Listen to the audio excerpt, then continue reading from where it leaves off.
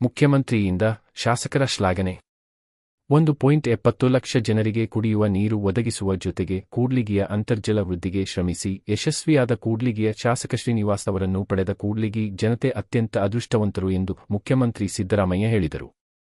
ಭಾನುವಾರ ಇಲ್ಲಿ 74 ಕೆರೆ ತುಂಬಿಸುವ ಯೋಜನೆಗೆ ಚಾಲನೆ ಹಾಗೂ ₹1,250 ಕೋಟಿಗೂ ಅಧಿಕ ವೆಚ್ಚದ ವಿವಿಧ ಯೋಜನೆಗಳ ಉದ್ಘಾಟನೆ, ಶಂಕುಸ್ಥಾಪನೆ ನೆರವೇರಿಸಿ ಅವರು ಮಾತನಾಡಿದರು.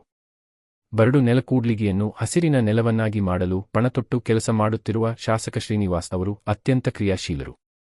ಇವರಿಂದ ಕ್ಷೇತ್ರದ ಅಭಿವೃದ್ಧಿ ಅತ್ಯಂತ ವೇಗ ಪಡೆದುಕೊಂಡಿದೆ ಎಂದರು.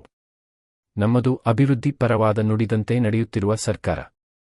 ಕಳೆದ 2 ವರ್ಷಗಳಲ್ಲಿ ಕೂಡ್ಲಿಗಿ ಕ್ಷೇತ್ರಕ್ಕೆ ₹1,750 ಕೋಟಿಗೂ ಅಧಿಕ ಮೊತ್ತದ ಹಣದಲ್ಲಿ ಬೇರೆ ಬೇರೆ ಅಭಿವೃದ್ಧಿ ಕಾರ್ಯಗಳು ನಡೆದಿವೆ. ಜೊತೆಗೆ ಚುನಾವಣೆ ವೇಳೆ 5 ಗ್ಯಾರಂಟಿಗಳನ್ನು ಘೋಷಿಸಿ 5ಕ್ಕೆ 5 ಜಾರಿ ಮಾಡಿದ್ದೇವೆ.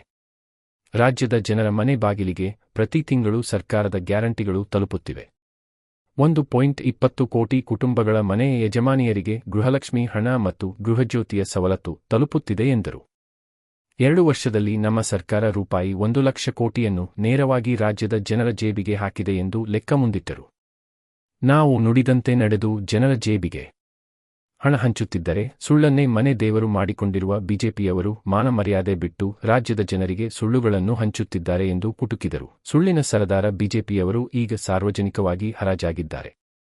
ಇವರು ಲಜ್ಜೆಗೆಟ್ಟು ಮತಗಳ್ಳತನಕ್ಕೆ ಇಳಿದು ಸಿಕ್ಕಿ ಬಿದ್ದಿದ್ದಾರೆ ಎಂದರು. ಬಿಜೆಪಿಯವರು